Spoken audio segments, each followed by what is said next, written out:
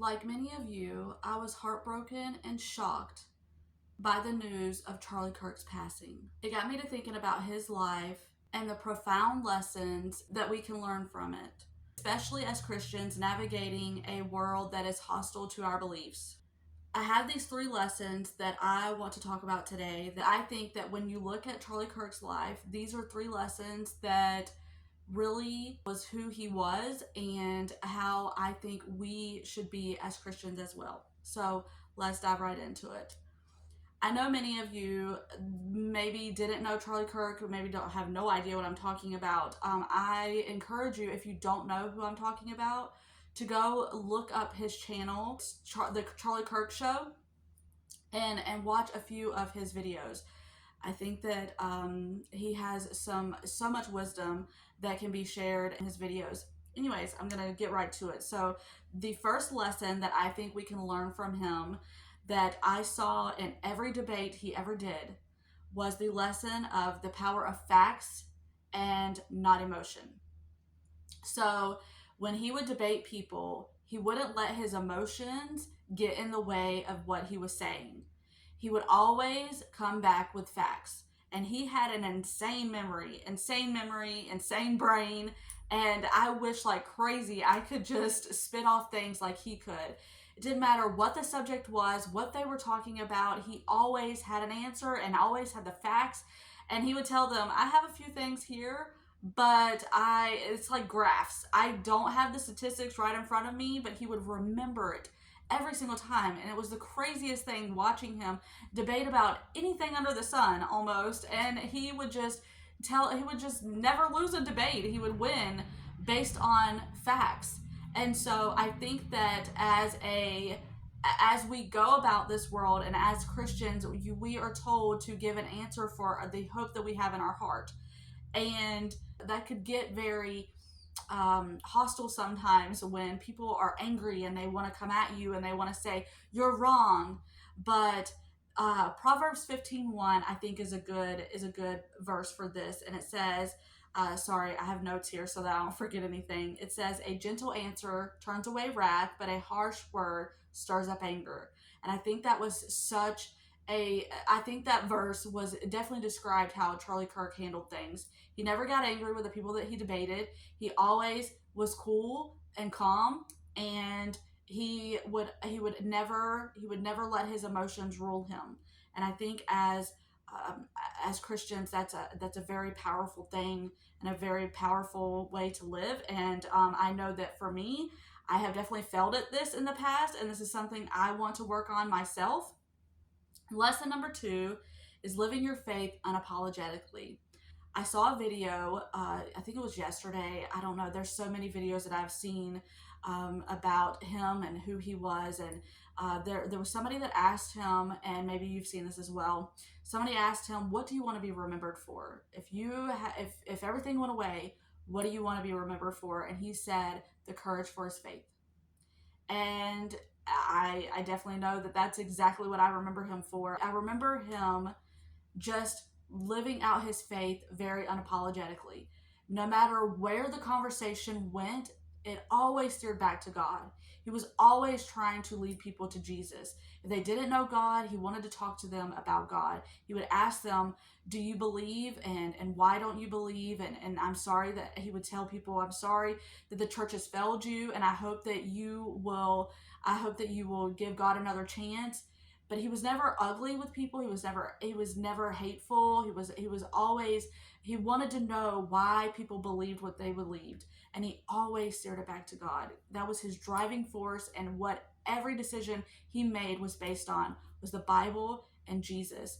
And he could talk about Jesus. I was watching some videos of people who were talking about how they would spend their time with him and they would talk about politics, but the main thing they talked about was their faith.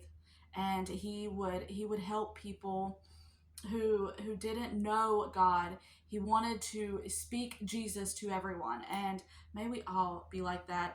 The verse that comes to mind is Matthew 5:14. You are the light of the world. A town built on a hill cannot be hidden. And I think that is just such a great verse to describe how he lived. and the joy that he always had radiating off of him, because he was so grounded and rooted in his faith. And the last lesson that I think we can learn from him was devotion to family and community. Everything that is coming out right now, there's so many videos coming out about who he was, and you just see how he was as a husband and how he was as a father. And I've seen different commentators, different conservative commentators talk about how he was to them. He was a mentor, and that he was also who shaped how they looked at men, these women, how they looked at men to be a husband and a father based on who he was as a husband and a father, based on how he treated his wife Erica and how he treated his children. And there was so many people talking about how he would encourage them and how he would send them texts or emails, and they would share, they would pop the text up on the screen, and how he would just tell them, you did an amazing job. And Allie Beth Stuckey and Isabel Brown they were two that I definitely remember. Oh, and Candace Owens, how he would just encourage them when they were going through things, and he would just talk to them, and he was just such a great pillar of the community. He always wanted to help. He always wanted to encourage. Even when people did not agree with him, he would still send them emails telling them, I think you did a wonderful job. And it didn't matter. It didn't matter if you believed what he believed. He always wanted to be an encouragement for everyone. And may we do the same thing. As Christians, we are called to live Christ-like. Now, that doesn't mean that we go out and we say that, oh, you're doing a great job living in the sinful way that you're living. It's not judgmental to tell the truth. But at the same time, may we do it with grace and with love and with calmness. And may we live a life that carries the torch that Charlie Kirk was carrying. May we live a life that honors his legacy, because he was a brother in Christ, and we lost a very, very huge member in the body when he was killed. And may we all pick up that torch and carry on and live out these lessons. And I just pray that we are all encouraged and inspired to go out, and when we are in our homes, when we are in the world, we live out these things.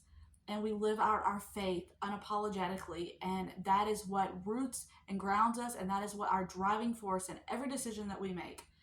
Anyways, I hope that this video was encouraging to you. I just ask that you join me in praying for his wife and his kids and their family and whoever was affected by this, because I know there's so many people, especially those that were close to him, but also those that just watched his videos, that are affected, that are hurt by this. That I have seen so many people that didn't know him personally, that was up late the night that he died, just having these deep discussions. I know for me personally, my family was up until wee hours of the morning because we were so shocked and so hurt by this. So I know there's so many of us that didn't know him personally, but were so affected. And I know my children were affected by this. My children grew up watching his videos.